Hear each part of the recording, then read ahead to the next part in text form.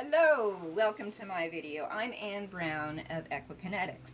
This video is going to demonstrate cold laser therapy applied to contractive tendons or flexural limb deformity in this yearling John mule. My partner here is Whiskey Tango Foxtrot Cavalier. As I say, Whiskey is a yearling John mule. He was born with contracted tendons expressing mostly in the knees. He's gone through much therapy over the last year with IV antibiotics to loosen those tendons, therapeutic shoeing and corrective shoeing and trimming every 4 weeks to help correct the alignment, the bony alignment in those legs, and myofascial release to help relax those tendons with physical therapy.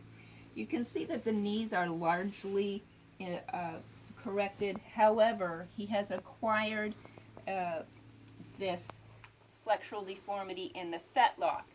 Now, when this first presented, this fetlock was actually out in front of the toe of the hoof. Through these various therapies and modalities, we've been able to get it back to this point. And initially, he was so tight before we started the cold therapy a few weeks ago. He was so tight that that was about as far as we could get him. Now he is loosened up enough to be able to get almost vertical. So we're well on the way to correcting this flexural tendon problem. Today we're going to operate the cold therapy device on 2 specific meridians. The lung meridian, which will help relieve pain through the neck, shoulder, and forelimb, and also relieve tension. We're going to work with the triple heater meridian, which specifically will help release tension through these tendons and ligaments. And we specifically want to focus on the deep flexor tendon and the superficial digital flexor tendon, as well as the suspensory ligament, which runs down here and is holding that fetlock forward. So the points that we're going to address with the triple heater meridian are going to be TH1 at the front of the coronary band, TH3 at the front base of the fetlock here, top of the pastern. TH4 is a key point here at the back of the knee, back of the carpus, for releasing tension through all of these lower tendons and ligaments.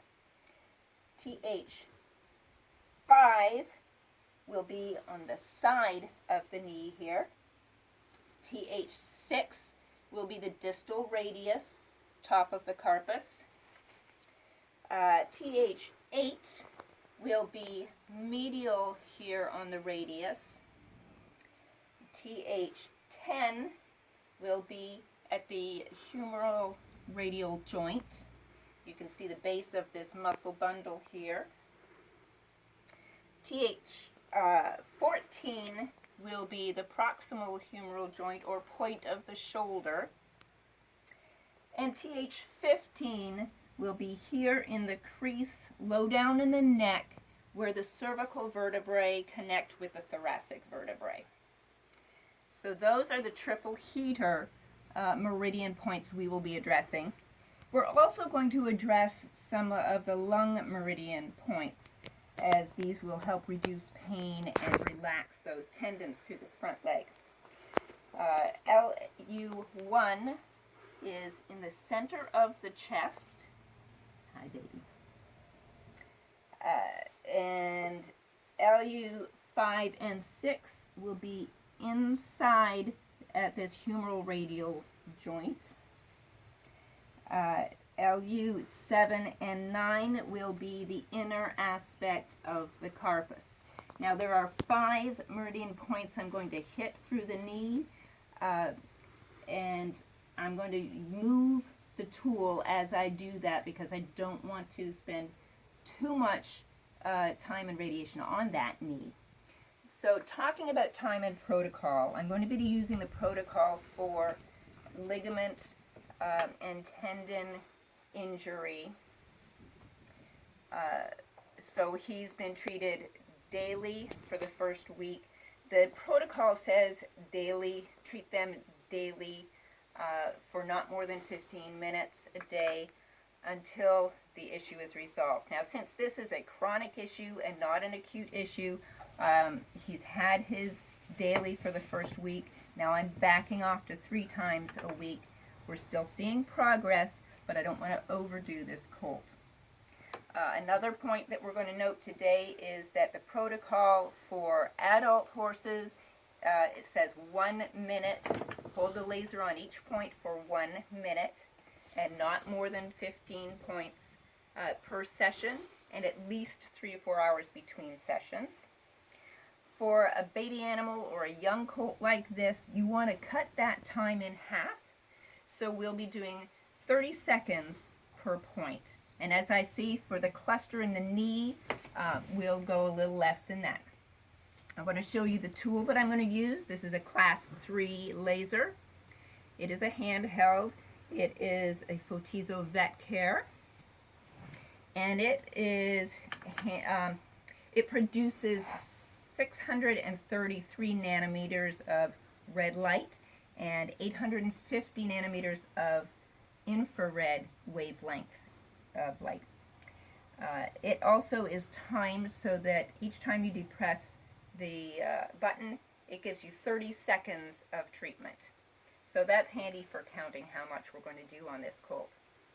Now, there is a lung meridian or some other meridians up by the base of the head that I could be using to affect this front leg. I am not going to use those today because I do not have the appropriate eye protection for this animal. So I'm going to go ahead and put my eye protection on now. It's important to know that you have to use the proper protection for yourself from the laser. You also have to be aware of safety around these animals. This colt has experienced the laser before, so he is familiar with the feel. Let me move him back over here for us. Oh, bud.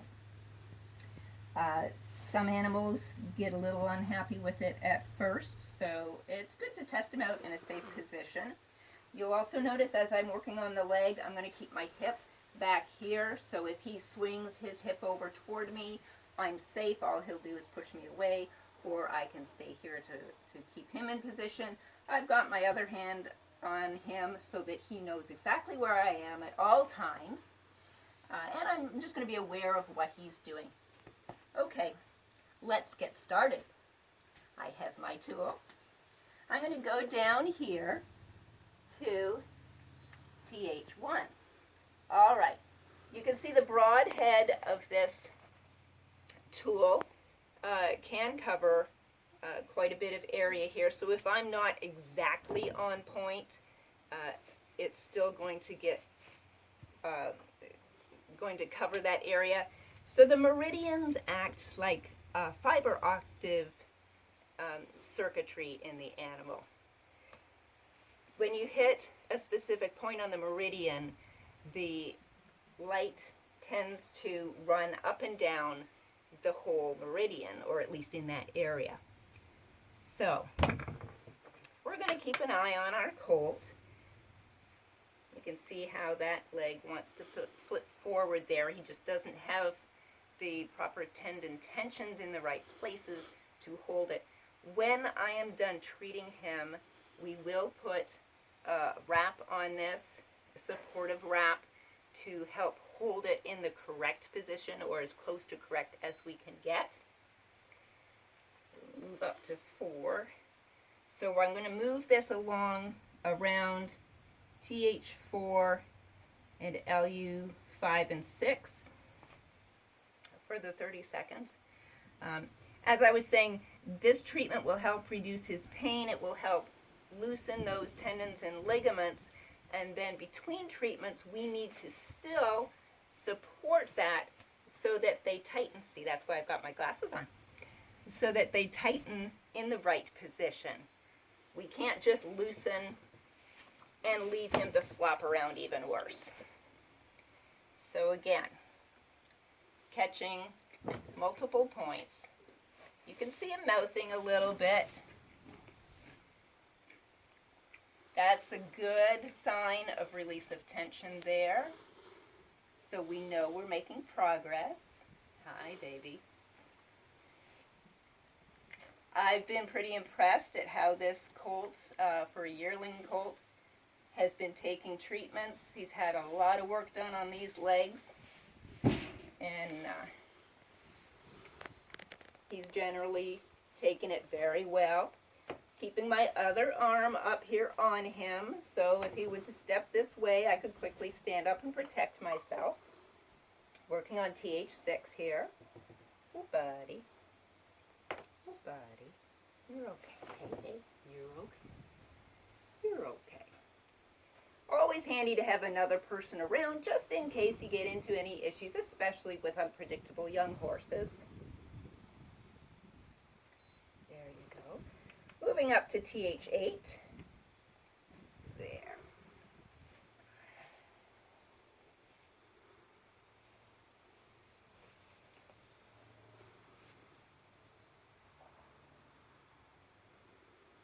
I can hear his stomach gurgling. There you go. There you go. Good boy. There. Yeah. He's blinking. Always say blinking is thinking. Moving up to this juncture here. Getting TH10 here, the humeral radial juncture. So being so asymmetrical in his alignment has caused compensatory pain and tension in other areas, even though the main problem appears to be in his ankle right now. He's also expressing some atrophy in his chest, some unusual musculature and asymmetrical musculature through his neck and his withers, and compensatory pain in that left front leg. Now, as with all laser therapy, you want to be balanced. So, though this video is just going to show treatment on this side, I will then, after the video and with the normal treatment, also balance my treatment by addressing the other side.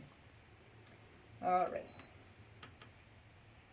TH15 up here. Ooh, look at that. We're getting quite a response here. Now, if he were to really tell me that this is painful or this is super uncomfortable or he's not quite ready for this, then I could stop. I'm hoping he can stand it for just the 30 seconds. I will say today is the first time I have added the lung meridians to this. I did. So I'll move around to the inner lung meridians here. You can see how he holds this leg out abnormally. The front legs are meant to move straight forward and back. They're not meant to have a whole lot of lateral motion. So like in horses like cutting horses or reining horses, you'll see injuries in here with the muscles on the inside of the scapula. And look at that nice release. There. I'm going to find my central point here. LU1. It'll be the last point. Beautiful. Nice releasing there. Yeah, good. So animals that are overusing lateral movement in their front legs are going to need to be addressed on these inner lung points here. Ah, he's looking so much better, all right. Now, we're not seeing instant correction of this contracture. That's just going to take time. Oh, but look, he's shifting over to take some weight on that. Really good sign. All right. We're all done with this treatment now. As I say, I will then, after the video, go over and treat the left side to make sure we're addressing those compensatory tensions on the other side. Remember, my name is Ann Brown. I'm with Equikinetics. Have a great day.